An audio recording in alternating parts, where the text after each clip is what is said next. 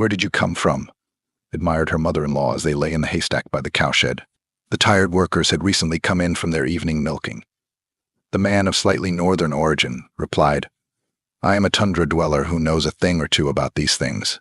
We are reindeer herders and also my mum before I was of age," John proudly stated. Karen's mother-in-law was very surprised that they still couldn't get rid of their frosty habits. Karen's mother-in-law even lived in a way that affected her diet, giving her body a very distinct look that signaled a new attraction to her already aching flesh. This was new to Karen, and she was eager for it to continue, even despite the malfunctioning diesel engine in the background. The long train pulled into the railway station from one of the bays. The sound of the diesel engine rumbled through the evening silence, giving their solitary conversation an almost cinematic effect. The noise gave everything a dramatic quality, as if something big was looming on the horizon. John was taking the whole neighborhood, spread over many thousands of miles, on the road. In his suitcase he carried the furs of wolves and bears. Otherwise, the chief told him, these city dwellers could not survive. The first thing a simple boy with a very American name Jack decided to do was to visit Washington, because as his beloved mother always told him, "Son, the first thing you should do is to see the White House and then look for work. But remember, don't sell anything if it's valuable." Jack felt both excitement and fear as he imagined the grandiosity of Washington, D.C., which he had only heard about from stories. The bustling streets, the impressive architecture, it was like a dream come to life. Jack suddenly felt an overwhelming longing for his mother. He remembered how they used to herd the deer together and then milk them. And the best part was climbing into his mom's tent on frosty nights, getting under her skin to keep warm. He had been devoted to her, but now that he was sent elsewhere, he knew he couldn't fail. He went straight to the Capitol, meeting many unfamiliar faces along the way. It was at one of the underground exits that Jack met his fate.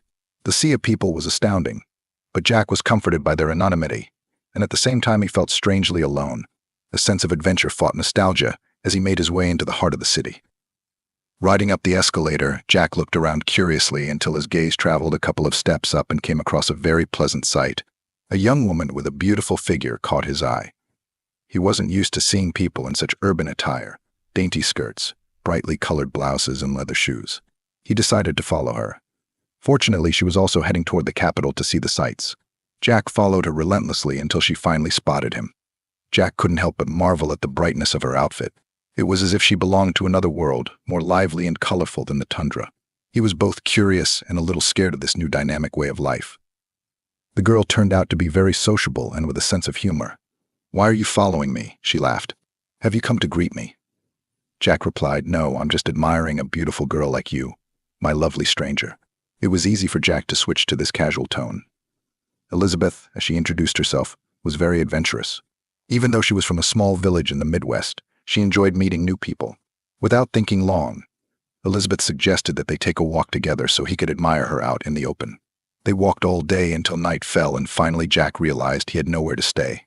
As they walked, Elizabeth told stories of her small-town upbringing, and Jack found comfort in their shared experience of transitioning from rural to urban life. These stories helped him feel less alone, as if he had found a kindred spirit in this bustling city. The resourceful girl easily found a solution, offering Jack a place to sleep in her dorm room since she was studying to be a teacher. But there was a problem. The dorm's strict security would not allow a stranger Jack to stay the night. Elizabeth quickly came up with a plan, threw a rope out of the window, and Jack climbed up like Tarzan, remembering to bring his suitcase. He even considered giving one of the furs to the grumpy guard, but decided she didn't deserve it. Once inside, he made himself comfortable, and though Jack had no intention of courting, once Elizabeth was in bed, he slipped under the covers and snuggled against her soft body. Elizabeth was amused by the absurdity of the whole situation, how this strange young man from faraway lands had somehow snuck into her room by climbing up the wall of the dormitory like a scene from a film. It made her laugh, and her laughter was contagious. Elizabeth immediately sensed Jack's desire, but instead of stopping him, she felt an unexpected warmth, almost maternal, towards him. Perhaps in every woman Jack saw a reflection of his mother. So they stayed together in the same room for as long as Jack was needed, until he left. They spent days exploring the city and shared moments that were both innocent and full of budding passion. When the day of departure finally came, Elizabeth cried at the train station. She was deeply in love with Jack and didn't want him to leave. That's when Jack proposed a solution. "Why don't you marry me?" he asked. The playful tone hid genuine feelings. Jack really didn't want to part with Elizabeth. He was terrified of the emptiness that would come if he did. Elizabeth already knew when Jack was joking and when he was serious. She realized that he was truly her destiny and there was no way she was going to miss this chance. Without hesitation, they went to her mother, Karen. Karen immediately blessed the marriage, especially after Jack had given her a suitcase full of furs, from which she eagerly planned to make a warm coat to flaunt in the city. The ceremony was simple yet beautiful, small-town charm combined with the sincere love of two people from different worlds. Elizabeth's friends were surprised and envious of her impetuous romance. After they had had enough to eat and Elizabeth had rested, Karen took Jack around her property, proudly showing off her farm. But Jack was not interested in the pigs or the chickens. His eyes were fixed on Karen, especially as she wore a light summer dress with a low neckline that exposed her lush breasts. Jack was fascinated, for her figure reminded him so much of his mother's. He could hardly believe that such a voluptuous figure did not store liters of milk. When it came time to make hay in the barn, Karen invited Jack along, and they worked hard with pitchforks until Jack, stunned, pounced on her like a hungry deer. Karen was both shocked and aroused by his boldness. The moment seemed forbidden, yet strange and natural at the same time, as if they were indulging an instinct as old as time itself. They embraced, surrounded by hay and the smell of the earth, giving themselves over to a primal and intense connection. Karen couldn't let Jack go for 2 hours while Elizabeth slept soundly, dreaming of her own romantic encounters. To her, Jack had become a steadfast and passionate man who would never back down from his convictions. The wedding was planned for the winter, and of course Karen had already prepared a fur coat for her future son-in-law. Jack, as it turned out, knew how to milk, even if he didn't milk cows. The winter wedding was full of rustic charm, homemade decorations, hearty food, the warmth of family and friends, all celebrating the union of two souls who seemed destined to be together.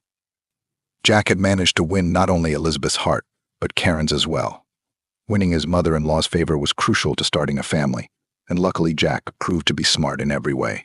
Soon Jack and Elizabeth moved to the city, but Jack never forgot about Karen. He realized that leaving a woman's needs unattended could lead to problems. He visited her often under the pretext of needing to help at the farm, but he was actually drawn to her. Eventually, Karen and Elizabeth traveled north to meet Jack's family, who welcomed them warmly. The reunion was full of laughter and tears.